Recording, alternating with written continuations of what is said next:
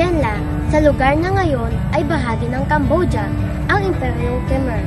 Ang mga mamamayan dito ay tatawag na Chenla na mga Chino, kaya kaharian ng Chenla ang taguri rito noong unang sibilisasyon. Ang Imperyong Khmer ay ang mga katawagan na ginagamit ng mga dalubhasa sa kasaysayan upang tukuyin ang Cambodia mula ika-6 na dantaon hanggang ika-15 dantaon nang ang bansa ay isang imperyong Hindu-Budista sa Timog Silangang Asya.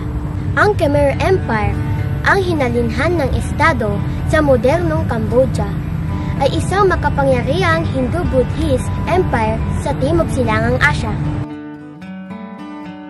Ito ang watawat ng Imperyong Khmer. Tinutukoy ng imperyo ang sarili bilang Cambodia o Cambodia Desa na sinaunang katawagan para sa Cambodia.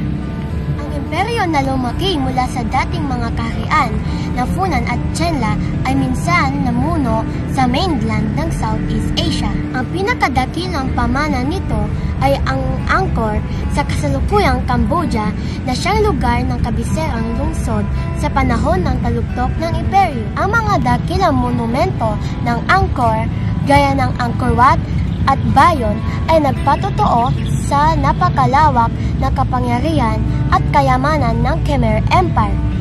Kahanga-hanga sining at kultura, pamamaraan sa arkitektura at mga tagumpay sa aesthetics, pati na rin ang iba't ibang mga sistema ng paniniwala na ito ay patronized sa paglipas ng panahon. Simula ng kapanahunan ng Khmer Empire ay napetsahan sa 802 CE.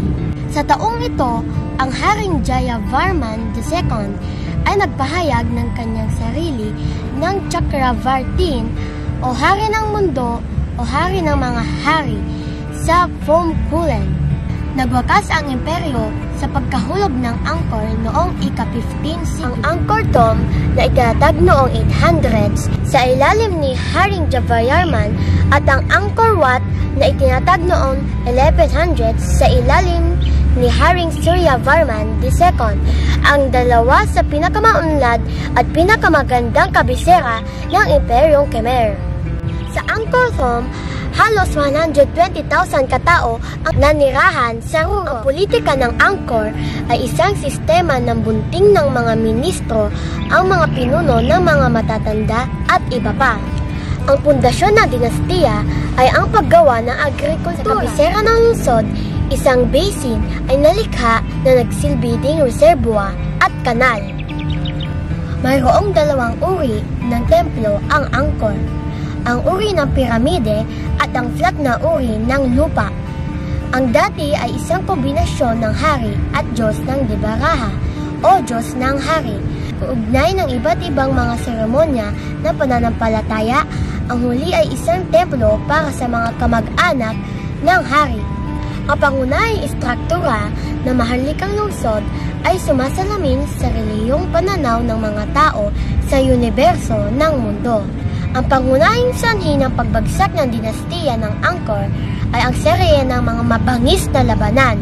Sa makatuwid, pangunahing hinango ang kasalukuyang kaalaman ng makasaysayang kabihas ng Khmer mula sa pang-arkeolohiyang paghuhukay, inskripisyong bato, mga relief sa isang serye ng mga pader ng templo na may paglalarawan ng mga marcha ng militar, at mga ulat at salaysay ng mga diplomatikong Chino, mga ngalakal at manlalakbay.